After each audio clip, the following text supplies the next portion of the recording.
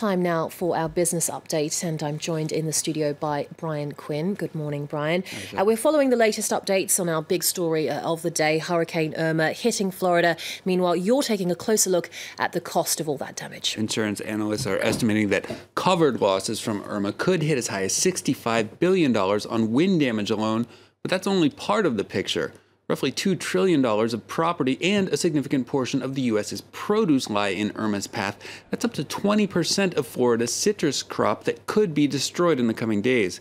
The insurance industry is still tallying the cost of Hurricane Harvey, with the combined impact of the two storms making 2017 possibly the most expensive year ever for insurers. Meteorological site AccuWeather.com estimates that with business disruption and the increased cost of fuel and produce, Harvey and Irma together could cost $290 billion. That's a full 1.5% of the U.S.'s total yearly economic output. OK, to China now, where the government is considering banning the production and sale of gasoline and diesel-powered vehicles. Right, it's a drastic step, but not an entirely unprecedented one. Both the UK and France have already said they will ban petroleum vehicles starting in 2040. China's vice industry minister says turbulent times are ahead for his country's auto industry as it looks to fight pollution and compete with foreign car makers. Solange Moujan reports. Goodbye air pollution, hello electric cars. At a forum of the Chinese auto industry, Beijing has said it is getting on the green car train. After Britain and France, China has announced it's beginning research on a timetable to phase out the sale of diesel and gasoline cars.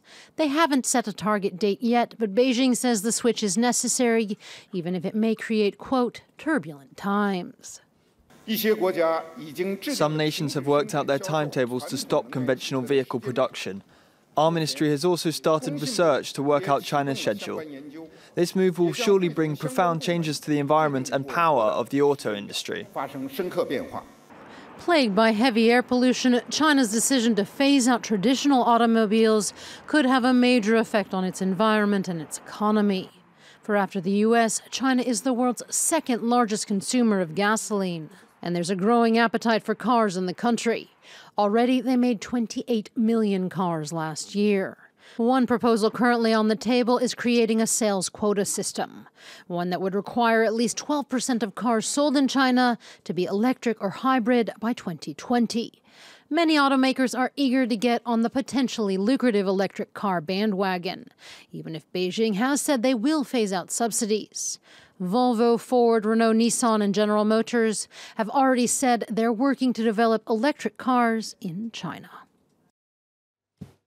OK, let's check in on the markets. Brian, how are they looking? The Asian index is gaining in Monday trading. Shares in Chinese electric car makers surging, as you might imagine, with Shanghai Composite up 0.3 and Hong Kong's Hang Seng up over 1%. The Nikkei in Japan closing up nearly 1.5%, with the Kospi index up 0.6, as the International Monetary Fund predicts 3% growth for this year and the next in South Korea. European indexes starting the week on a positive note. London's FTSE 100 up 0.4%. The CAC 40 here in Paris up 0.7, and the Frankfurt DAX up 0.75%. Well, let's take a look at some more of today's top business headlines. A new version of Apple's iOS mobile operating system has been leaked. Tech news websites 9 to 5 Mac and Mac Rumors got their hands on a copy of the unreleased software. The code contains reference to an iPhone X and 2 new iPhone 8 devices, along with new facial recognition technology. Europe is seeking to crack down on tax strategies used by internet giants.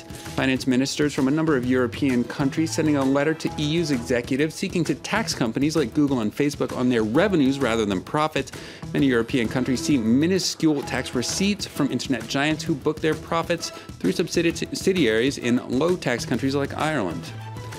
And Lufthansa's low-cost airlines Eurowings and Germanwings have reached an agreement with Germany's cabin crew union.